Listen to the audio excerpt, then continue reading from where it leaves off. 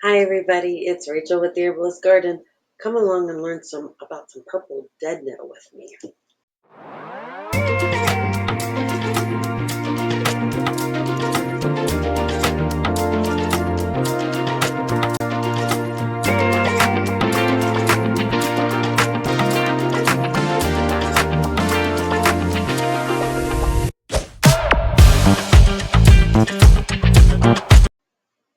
Howdy! So it is Tuesday here, 4/22, and you'll be seeing this. Hopefully, everybody will join in on the day of 4/24, which is also my daughter's birthday. One of our wonderful moderators over at the Herbalist Garden on Facebook. Happy birthday, Catherine! So, purple dead nettle is what we're going to talk about today. And it is not going to be as long of a video because purple dead nettle is very finite. There's not tons that it does. There's not tons of things that could go wrong. It's just a lovely, useful weed in our yard. But anyways, my little disclaimers, I'm an herbalist, I'm not a doctor, and please go do your own research. The idea of everything in moderation is important. Let's see, what else? Have my notes over here on the screen, so I will be referring to them so that I can keep things in order for you. Thank you for being here and learning with me. This is fantastic. All right, purple dead nettle.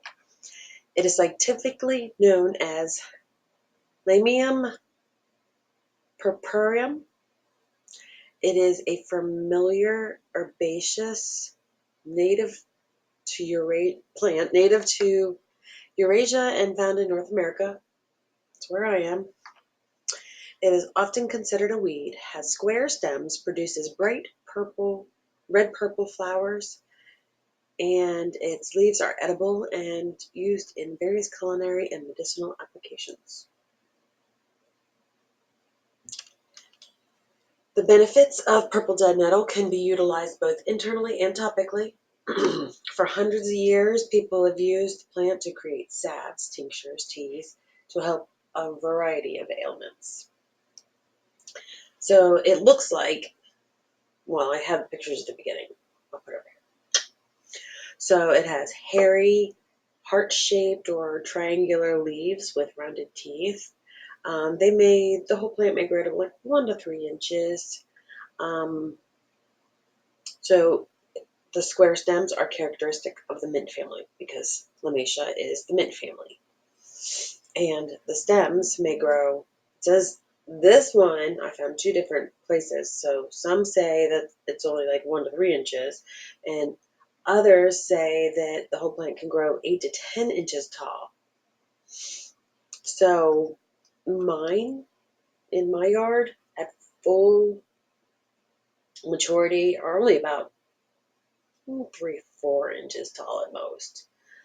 They're in maturity right now in my yard, and I am loving it because I've gotten to like teach people who come over to my house, and if somebody has a bug bite, an itch, an allergy reaction, I get to hand it to them, and they get to really experience what it does, and I love it.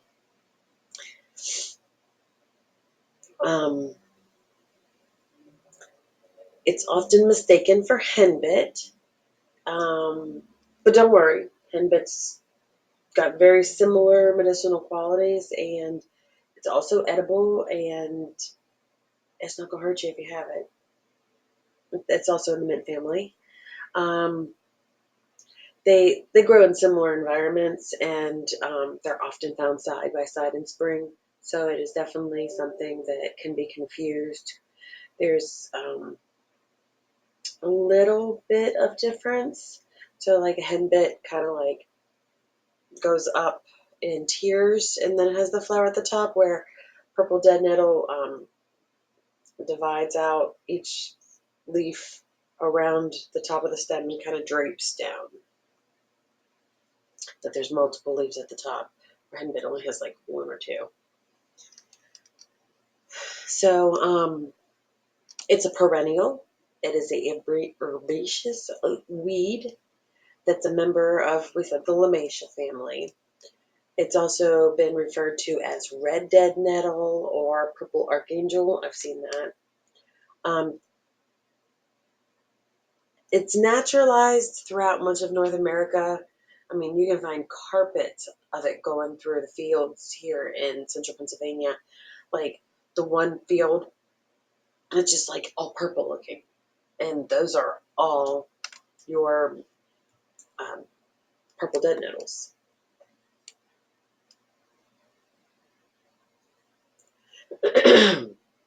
So, fun fact, excuse me, it's called dead nettle because it's just like stinging nettle, but it doesn't sting. It is, so it's dead, like the stinger is dead basically. So, purple dead nettle. It has no dangerous lookalikes, so you don't have to worry about that. Purple dead nettle is more than a weed. It's a powerful medicinal herb packed with nutrients and healing properties. And that's why we're here today. So it's anti-inflammatory, antibacterial, antifungal, high in nutrients, astringent and diuretic, and there's more. So its main function is allergy support.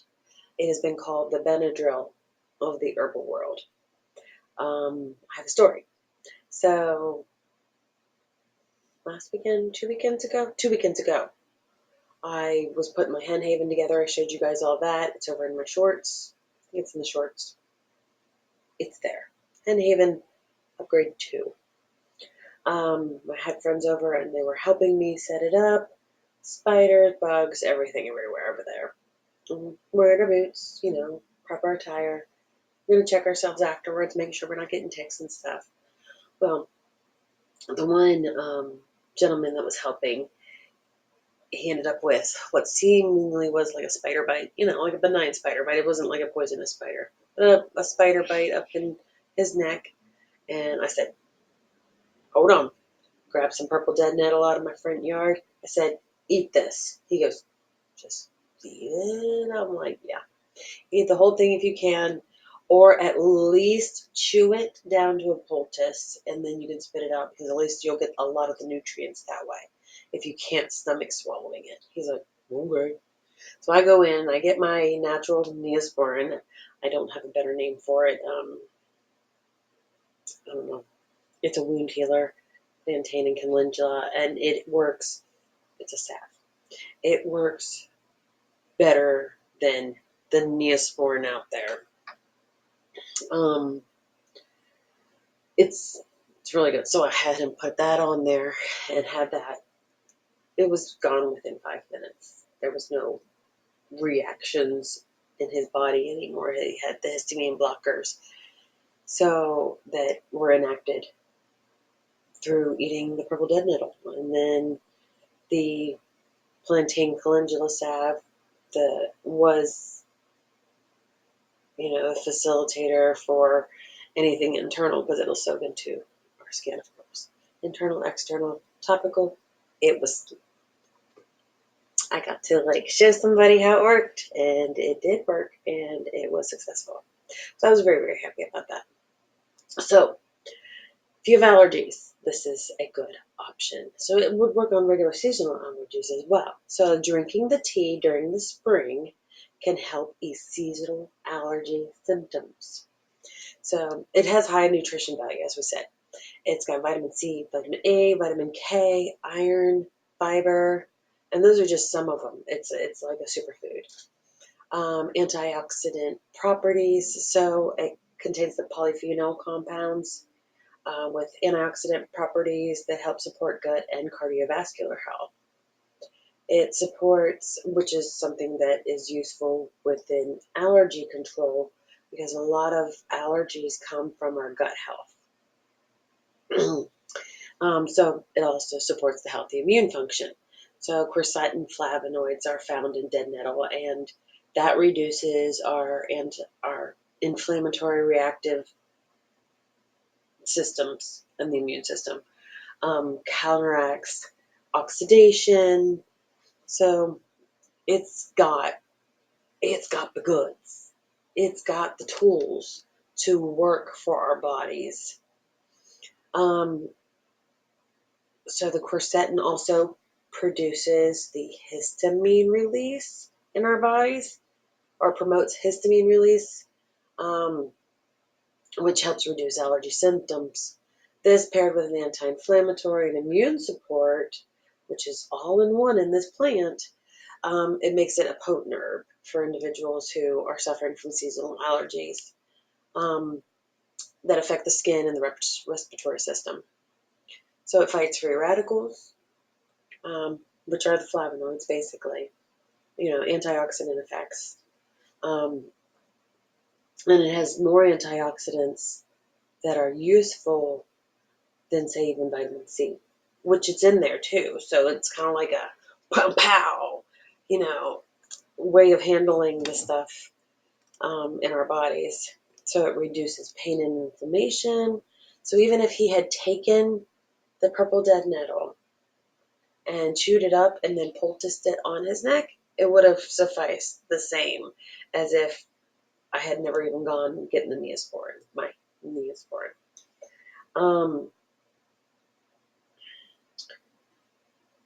That is just something that's extremely useful all around. Bug bites, everything. Plantain is too. I mean, plantain will do something similar, and so will a couple other plants that grow very prolifically in our yards. It will also help with chronic inflammation conditions as well. So it's also antibacterial, antimicrobial, promotes wound healing. Um, the phytochemicals in it have antibacterial properties, and it will help combat topical infections, like even staph, internal infections, and E. coli. So the antifungal properties of it can help fight candida infections, both internally and externally. Supports healthy kidney function because it's a diuretic and has been shown to help break up kidney stones and support renal function. So it supports detoxification. So because because it is a diaphoretic, it will induce sweating and help clear out toxins from the body. Now, my friend didn't have that problem. It didn't really induce sweating, but like in higher doses, it can if it's necessary. It's necessary. So it's also an astringent, so it tonifies the skin if you want to use it in, say, a tincture or a witch hazel. That'd be a good one. And it's a purgative, so if you're using it enough, it'll make you throw up. But you have to, it has to be a lot. So you have to want to throw up for it to serve that purpose. So it soothes skin. So if you do an oil infusion, a tincture would work too, but an oil infusion and a poultice will both work better on burns, cuts, rashes. The mild bitterness supports our digestion and reduces bloating. It can provide menstrual relief. It'll ease cramps and hormonal imbalances, quite similarly to red clover. I'm doing the ums again. I gotta figure out how to not do that. It supports our energy levels. Now, it's because it's nutritious. It's also then revitalizing, especially in early spring when it's coming up. Good for colds and flus. It will come how would that be? Like a tea or a tincture. Like we have a Spilanthes tincture. I think I mentioned this before. We have a Spilanthes tincture, and I literally put it in as a throat spray. I put it in a little spray bottle, and because Spilanthes is numbing, it will whisper in the back of my throat if we have a sore throat. And it works so well at, like, if you're like really bad sore throat and nothing else is touching it. Plant-based.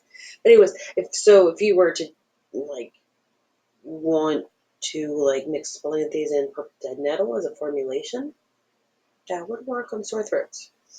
But it also just supports generally the body's natural healing process. That's one of the things that plants do.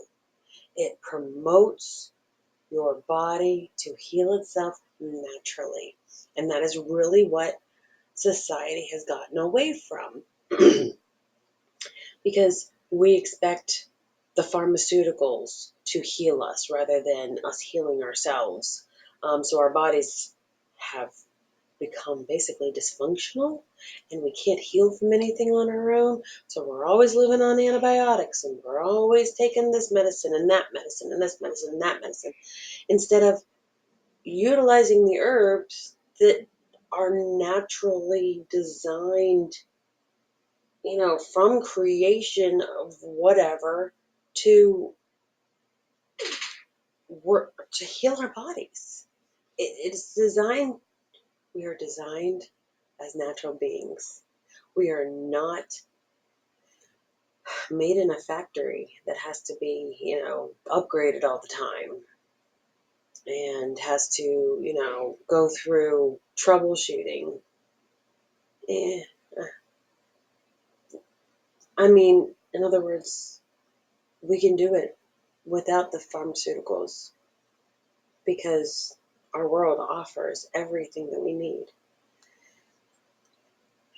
Um, Especially in particular if you're eating healthy. And I'm not talking about anything processed. Like, you can't have processed food and expect these herbs to work the correct way in your body. There are some that will still work, and over long periods of time, it will correct things. But you can't sit there and have your processed foods and your body function correctly. It's an oxymoron. Those foods are directly designed to make you sick. Convenience, delicious, sure, highly palatable. But they're not designed to keep you healthy. They're designed, blah, blah, blah. They're designed to make you happy in the short term, so you shut up. Because if they can keep us quiet and happy, needing our next fast food or processed food fix, then they can do whatever they want to us. And guess what? They have. Okay, moving on, because I got a little too conspiracy-ish there. I mean, it's not a conspiracy, but there are those who believe that it is. Anyway, that's not my point. You don't have to agree with me. I can agree with myself. Anyways, onward. Sorry. Thank you for sticking around. I appreciate you. Okay, so there's tons of ways to use purple dead nettle.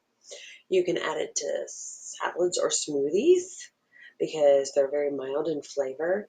You can create a salve by infusing plantain oil and then combining it with like beeswax or whatever. That is your choice. I know there's other options and I'm trying to think what they are and it's just not happening. Brain's not functioning. Sort of. Okay, I just can't think of that thing. All right. Because that'll help with minor skin irritations. You can dry it and hold it for later, herbal blends and teas and stuff like that later in the year, because you're going to want to collect enough of this stuff that you're going to be able to use it all the way until it blooms again. So you need, because it blooms most of the summer, it's most potent in the spring. You have it all summer long, and then, not most of the summer, not in the depths of the heat. But anyways, you collect enough. Don't take everything because you don't want to deplete the ground. But you take enough that you can store for the winter. Okay.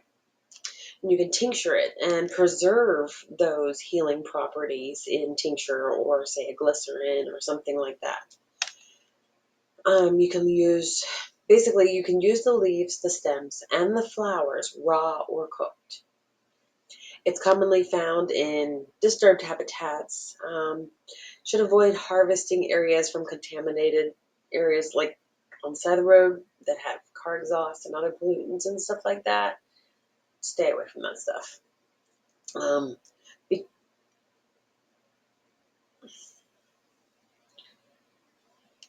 it's one of the first wild edibles to make an appearance in spring. And if you live in a climate with mild winters, you may even see it in the winter too. So good on you if you get to have it all winter long and it grows in your yard. That'd be great. I don't live in a mild climate. But it actually is even on the scene, and it was proof in my yard. It was on the scene even before the beautiful dandelion that basically is what everybody says is bees' first flower, first food of the season. That's not necessarily true. They just don't want you to pick it, and they want you to basically ethically harvest everything. Don't take everything every time you harvest a plant. You want it to be able to be there so it can drop its seeds and so it can repopulate itself. Most things are perennials, especially if you're finding them in the wild. They're pretty much perennials. You just need to leave enough so that animals, bees, and repollination and dropping their seeds so that they can come up again. Ethically harvest when you find things. Don't take everything. Don't be greedy. Don't be greedy. So it's an essential food for native pollinators and bees, honeybees, because there are multiple kinds of bees. That's why they say native pollinators. When you're outdoors and find yourself on the wrong end of an angry insect, relief is close as a purple dead nettle patch. It really does help. I've done that a couple times now, because I like being outside, so, the bugs like me too sometimes. You chew the leaves up and you put them on the bug bite or the sting. It's kind of gross, but it doesn't taste terrible. It's earthy.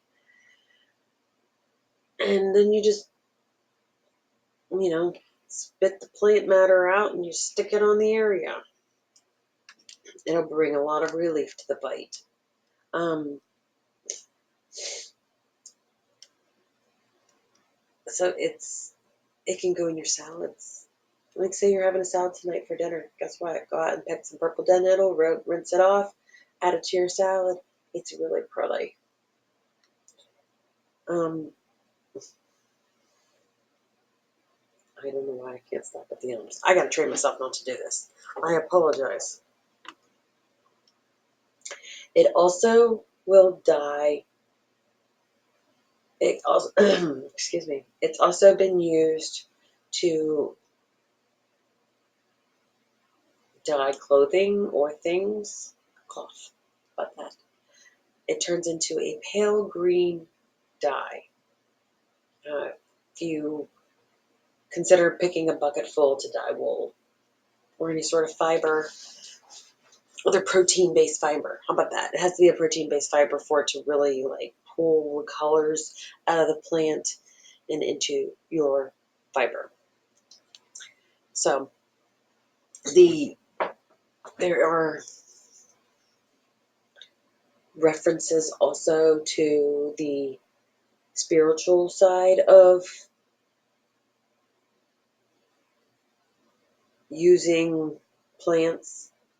I want to try to figure out how to kind of include those in while being respectful to the people who may not believe in it. Um, it's it's a property of it. If you have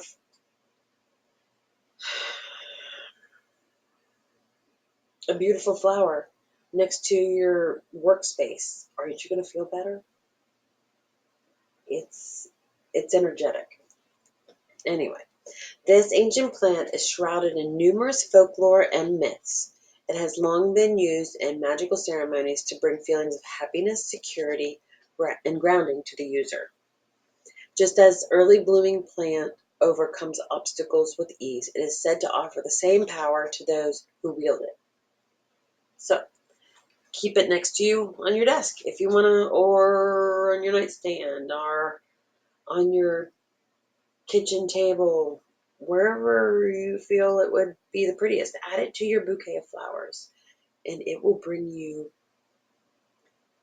comfort and prettiness and happiness. And even if it's things just have energy, we all do.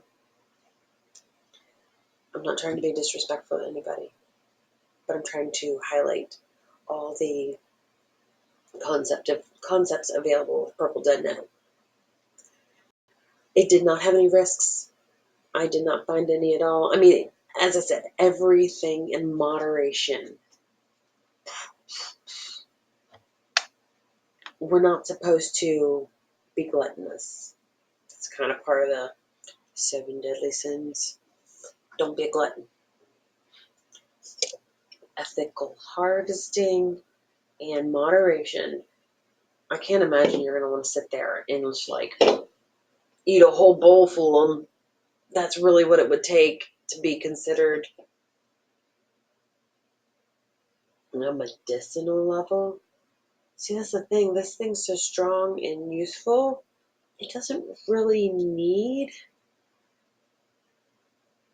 to be used a lot. Like we used one stinking flower for my friend's allergy attack. Well, his histamine attack. And it served very, very well. I don't see anybody needing to actually use it in abundance. But keep abundance so you can actually use it all year long. So there's no documented risks. I think next week I'm going to do calendula. I think that is what my decision is. I'm going to write it down. Write it down so I don't forget. Calendula. And maybe the following week I'll do plantain, English plantain. And there's broadleaf plantain. There's narrowleaf plantain. I think they're all English plantain. We'll look that up. Not quite sure. But I've got those 2 things written down here, so I don't forget to have those as the next 2. I would love more suggestions on what you're interested in learning about. What would you like me to demo in making any of these? Would you like me to keep it informational? Would you like me to do demonstrative stuff?